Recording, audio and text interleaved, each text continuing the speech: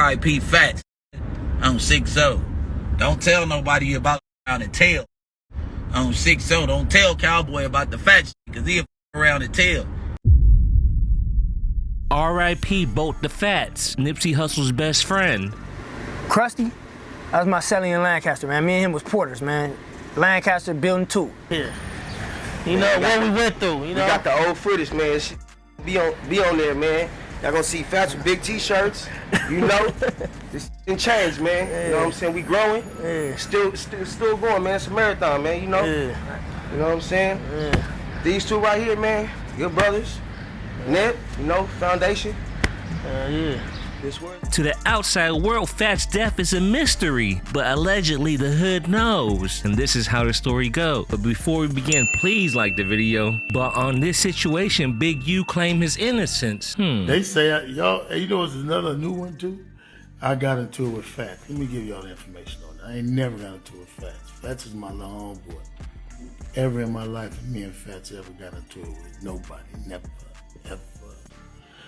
ever. So you gotta figure that one out anyway. So all that them telling y'all stupid for listening to any of that. But y'all been listening and responding to this shit been saying for the last 6-7 years. Why you gonna stop? Not longer than that. Longer than that. Y'all was accusing me that I ain't even do. And what's funny, I wasn't even in town. So figure that one out. Oh, we gonna figure it out, Big U. You can't bully us through the internet. That's that. If you figure it out, you dead look. Well, since the FBI is on your ass, we gonna figure it out. And we only getting the story from real 6-0s. Shout out to Lil Rose. Go subscribe to him right now. But this is how the story goes. When Nipsey Hussle first got out of his contract with Big U wasn't happy. They tried everything in their power to sabotage Nipsey Hussle's career. First, by going to the studio and ripping out all the equipment. Right. Then when I decided when my son come home from college, he want to do music. Right. So I'm like, okay, when we get the equipment, we're going to put it somewhere where we can all get to it. So this journey, yes. There's rumors Nipsey and Big U got into a fight. I was overseas when I heard about that. When I left the music industry, me and Nipsey had a fallout.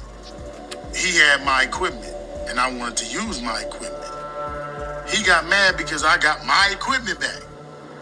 So then that's when our conflict started.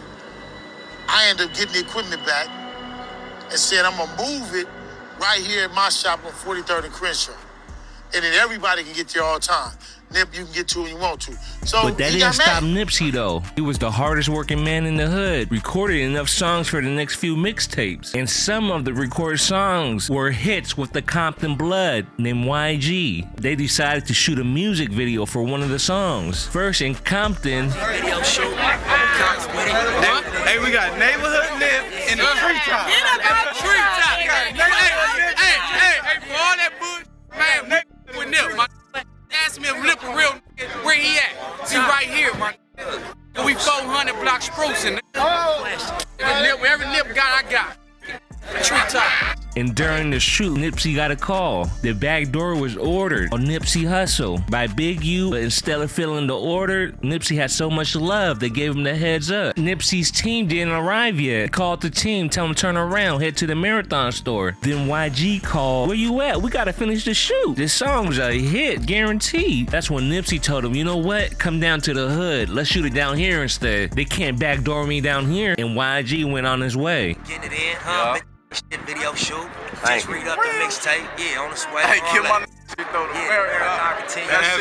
know what it is. I know what it is. Well, during the shoot, Big U and company came through, kicking down cameras, trying their best to stop it. After the shoot, while everybody was waiting for Nip to go back to his grandma's house, Big U was at the studio. Everyone else might have been intimidated by Big U, but not Nipsey. He went to the studio and called Big U out, like, what's up, why you hating? Big U started complaining, like, you bringing the red rag to the hood. And I heard you made a diss song about me, Nip. Nipsey told him straight up, yeah, it is about you. That's when they got upset, and he made the song. I don't rap, that song never came out. It did come out. It did come out? It did come out. It wasn't never pushed as a song, but it came out. And I mean, I don't rap, I scrap. And this is my neighborhood, my You know what I'm saying? This is my land. This is my piece of rock. I fought for the I ain't gave this up. I'm still here every single day. He ain't like that. He's supposed to make a diss song about me. Well, I ain't no rapper. I'm a scrapper. Then Big U threw a water bottle at Nipsey Hussle's face. Nipsey wasn't having it. Big homie, let's go outside. You know what time it is. Let's run this lap. Big U went out there like he was about to mail in the victory. He just knew he had that one. Dead homies. Bro, went out there stretching on that old MMA, mixed martial arts stuff. But that did only work in the mirror.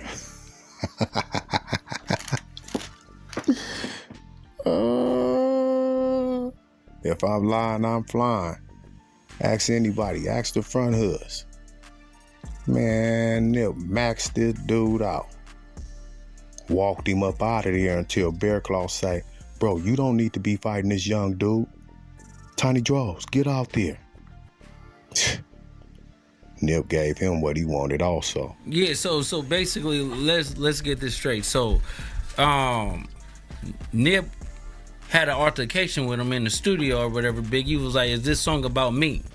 He was like, yeah, it's about you, cuz. So Big U threw the water bottle at him, right?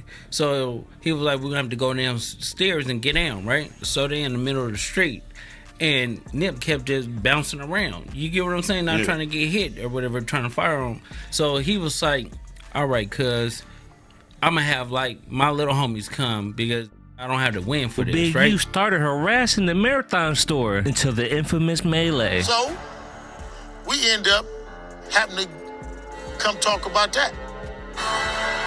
Pull up the homies, and Nip admit his wrong, but still there's some consequences to your wrong. I came to pick him up that morning so he can get his discipline. And his brother got in the way, talking about my brother not going nowhere. If I was his brother, I'd have did the same thing. Like, you're not going nowhere with I would have did the same. But I mean, you're not from 60s though. And you're not from the hood, so, you know, you can't really speak on hood business. And so the next day, TD and them came and he was just doing some bull or whatever like that. So they try to come. Big U tell Nip, get in the car. You gonna go on Bryanhurst and you gonna get in, right? Blacc him like, you ain't taking my brother nowhere. You get what I'm saying? And he tried to pull him out the car. When he tried to pull him out the car or whatever like that, Nip looked over and he was like, listen, long as you don't, me, we good. So he was like, nah. So FATS, right? My homie FATS. You talking about another situation? You know, I'm talking about the same situation. The situation that's happened is when Blacc Sam bust in the air. No, he did bust in the air, but Big U tried to fire on FATS. FATS put him on his pockets. And then FATS put him on his pockets. I got a call on that one. He put him on his pockets, right? So, you know, FATS is like 5'4". Nip seen the play and teed off on him. Or let's do it like football. Go. Teed off on that man, sidewinding, and broke out into an all-world melee. He walking this dude down. Dudes jump in, trying to pack him out. But here come Pops to the rescue with that bat. Whacka, whacka, whacka, whacka. Ooh-wee knots all across Big U head. But Big U team was having the momentum until FATS rode in hot. Jumped out, slammed Big U against the wall. That's when Blacc Sam came out, pulled out the pistol, bust in the air trying to stop it. Somehow police arrived 30 seconds later. How many fights I done had in this parking lot, I can't count, man. How many fights FATS had, my brother had, we can't count. How many, incidents with the police right here. Let me show you something. So, if you look where Ant's standing right there, that's where my brother was standing, and if you look where, let me show you, standing about right here.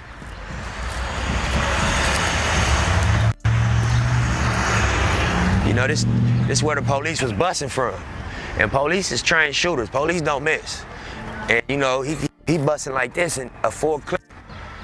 And he didn't hit my brother at Somehow all. Big U went in and went out. I guess the GRYD program is like a fast pass at Disneyland. Everything expedited. That's what he feed me. Come to find out, Blacc Sam was off parole. Blacc Sam indeed had to bail out. Big U was the one that they let out. No strings attached. He turned into GRYD worker when all this hit the fan. He's got pulled over down the street. The next night, they called a meeting. Both the feds called Big U out for the fade. Big U wanted no parts of it. And you know Big U, he can't live down embarrassment. He gotta get you one way or another. What's the plan? Well, both the FATS, he was running a weed shop. And you know Big U was extorting the weed shops. He couldn't extort FATS though, so he tried every way possible. First, by attacking the weed shops. I already called her and told her. She fine?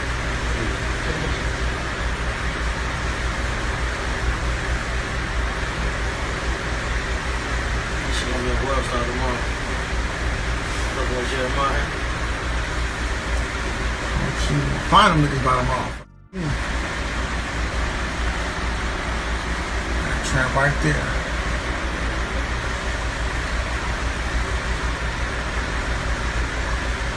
You left the bitch. He's so scary.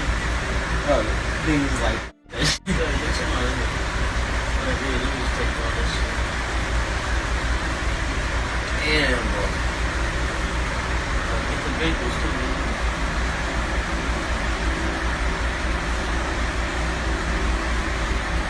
After, he got to FATS by offering weed at a super discounted price. After a few deals, FATS got comfortable. Until this one mysterious day, he get a call. I got some more flight, bro. Come outside. Man, they had security, so both the FATS in there in flip-flops and shorts. Marathon shirt. He comfy. Like chestnuts roasting over an open fire. He come outside in flip-flops, looking both ways, looking for this dude. Like, where he at? He said he right here on the corner of West Boulevard and 59th. Dude's still on the phone with him. Oh, you gotta walk to the corner. I'm right here on the corner. I parked over here. Dead homies. By the time he made it to that corner, he was ambushed. And that dude was the last one seen rolling off. Allegedly. Asked the trenches though. Man, the whole city was crying. R.I.P. FATS, man. R.I.P. Nipsey. Man, I don't think Nipsey was the same after this. And I really believe Nipsey only started rocking with Big U again because he was tired of dealing with the BS. Big U had too much power in the hood. But again, this is all alleged. But what's not alleged is I got proof of Cowboy backdooring Nipsey Hussle after his death. Give me 500 likes and I'll drop it ASAP.